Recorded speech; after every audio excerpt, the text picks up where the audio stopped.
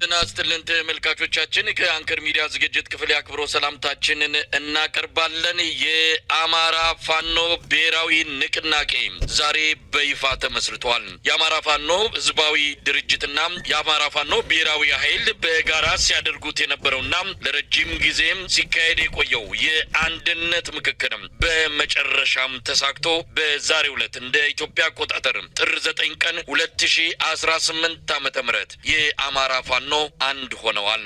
ይህንን አስመልክቶ የአማራ ፋኖ ብሔራዊ ንቅናቄ መግለጫ ሰጥቷል። የእንኳን ደስ ያላችሁ መልእክት ንቅናቄው አስተላልፏል። በተለያዩ መድረኮች ጉዳዩን በተመለከተ የአማራ ህዝብ የትግሉን የሚደግፉ ኢትዮጵያውያን በሙሉ የደስታው ተጋሪ በመሆን መልካም ምኞታቸውን በመግለጽ ላይ ናቸው። ጉዳዩን አስመልክቶ ከዘውትር ተሳታፊያችን ጋር ቆይታ አድርጋለሁ። እንግዲህ ዛሬ የሰማነው ዜና ማርሽ ቀያሪ ነው፣ ታሪክ ነው ዛሬ የተጻፈው። የአማራ ህዝብ ትግል ተሰብስቦ በአንድ ቋት ውስጥ ገብቷል። እንዴት አየኸው? መሳይ በመጀመሪያ ደስታዬን መግለጽ እፈልጋለሁ። የአማራ ህዝብ በከፍተኛ ምጥ የወለደው ትልቅ ድርጅት ዛሬ በጣም በርካታ ጓዶች፣ ጀግና ታጋዮች ተሰውተው ከፍተኛ ዋጋ ከፍለው የመሰረቱት ድርጅት ከታች ወደ ላይ ሰንሰለት ሰርቶ በዚህ ደረጃ ላይ በመድረሱ በጣም ደስታዬን መግለጽ እወዳለሁ። ግን ገና ከጅምሩ የአገዛዙ ጦርና የብልጽግናው አገዛዝ በአማራ ክልል በ15 ቀን ጊዜ ውስጥ ሁሉን አስፈታለሁ ብሎ የሀገሪቱን እዞች በሙሉ ወደ አማራ ክልል ልኮ ከፍተኛ የሆነ ዘመቻ አድርጎ ነገር ግን በየቀኑ ማለት በሚያስችል ደረጃ ከወረዳ ከቀበሌ የጀመረ አደረጃጀት በአማራ አጠቃላይ በሁሉም ቀበሌዎች ላይ የሚገኙ የቁርጥ ቀን ጀግና አማራ ልጆች በወረዳ ደረጃ ተደራጅተው የአገዛዙን ጦር ለአንድ ሳምንትና ለሁለት ሳምንት አበራይተው በከፍተኛ ደረጃ መተውት እንደነበረ ይታወቃል። በኋላ አደረጃጀቱ በወረዳ ደረጃ በመሆኑና የእዝ ጠገገት ባለመኖሩ ምክንያት ከፍተኛ ዋጋ ተከፍሏል። ነገር ግን የአገዛዝ ጦርን ተከትሎ ከፍተኛ ማጥቃት አድርጎ ሳይሳካለት ለ10 ተከታታይ ጊዜ ዘመቻ ስም እየሰጠ የአገሪቱን 10 እዞች በአማራ ክልል አሰማርቶ ለማጥፋት ሙከራ አድርጎ ነበረ።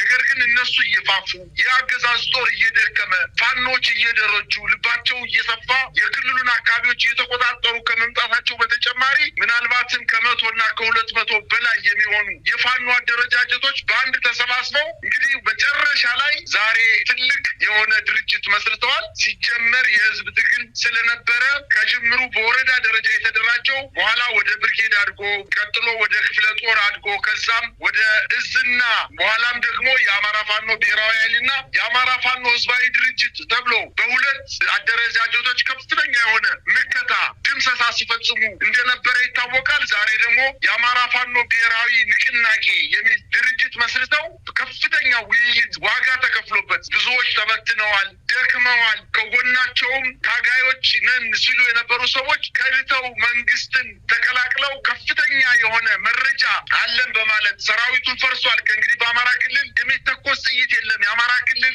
ህዝብ ከእንግዲህ ወደ ሞት በቃ እያሉ ቴሌቪዥኑና ሚዲያውን አጨናንቀው ባለበት ሰዓት የአማራ ፋኖ ግን ድምፁን አጥፍቶ ከፍተኛ የሆነ ውይይት አድርጎ በጣም በሚያስደንቅና በሚያስደምም አደረጃጀት አሁን አንዱ ነው መጥቷልኝ ማለት ይችላለሁ። እንግዲህ በጣም ደስታዬ ከመጠን ያለፈ ነው እና ለአማራ ህዝብ ብቻ ሳይሆን ለኢትዮጵያ ህዝብ ትልቅ ብስራት ነው። ምናልባትም ይሄ ስርዓት የኢትዮጵያን ህዝብ የማይመጥን ስርዓት በመሆኑ የኢትዮጵያን ህዝብ በከፍተኛ ደረጃ አዋርዶ የሚገኝ ስርዓት በመሆኑ የምስራቅ አፍሪካ አንከር ስቴት ወይንም ተጽዕኖ ፈጣሪ ሀገር የነበረች ሀገር አዋርዶ በመምጣቱ ምናልባትም የፋኖ አደረጃጀት ወደ አንድ መካተቱ ይህን ስርዓት ከመጣሉ በተጨማሪ በምስራቅ አፍሪካ ተጽዕኖ ፈጣሪ የሆነ ድርጅት ተመስርቷል ነው ማለት የሚችለው። መሳይ እንግዲህ በሂደቱ ላይ በቅርበትም ስለነበርን ውጣ ውረዱን በተለየ ሁኔታ አከታተለው ነበረ። ከፋኖ ትግል በቅርበትም ስላለን ይሄ የአንድነት ጉዞ በቀላሉ የመጣ እንዳልሆነ የአማራም ህዝብ ይረዳዋል። ጉዳዩን በቅርበት ሆኖ የሚከታተል በሙሉ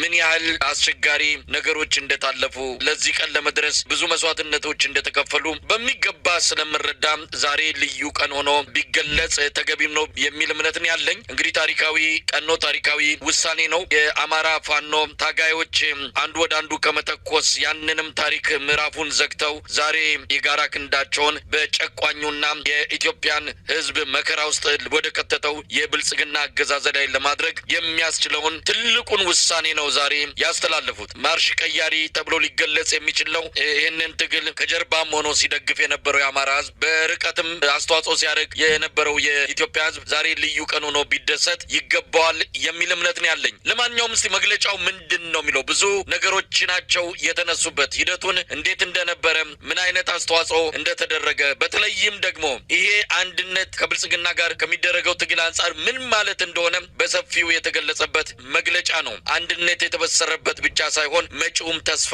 የታየበት መግለጫ ነው ማለት ይቻላል። እስቲ መግለጫውን ባጭሩ እንመልከተው።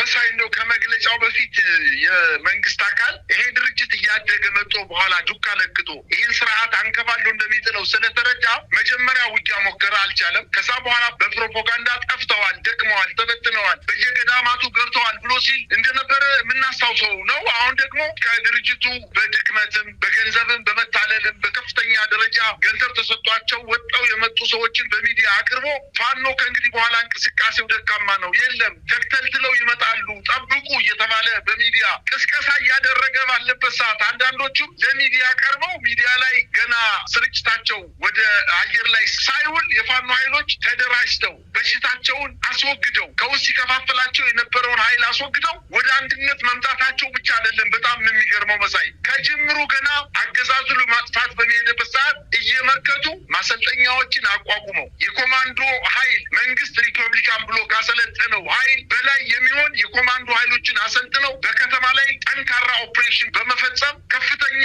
ግዳጅ መፈጸም የሚችሉ ኮማንዶዎችን በአራቱም የአማራ ግዛቶች ስልጠና በመስጠት ከፍተኛ ቁጥር ያለው ኃይል አስመርቀው መንግስት ከታጠቀው ኃይል ከታጠቀው መሳሪያ የማይተናነስ መሳሪያ ታጥቀው ለመንግስት እጅግ በጣም ስጋትና ፍርሃት እየፈጠሩበት እንደሆነ ስላወቀ ያለ የሌለ ኃይሉን ገንዘቡን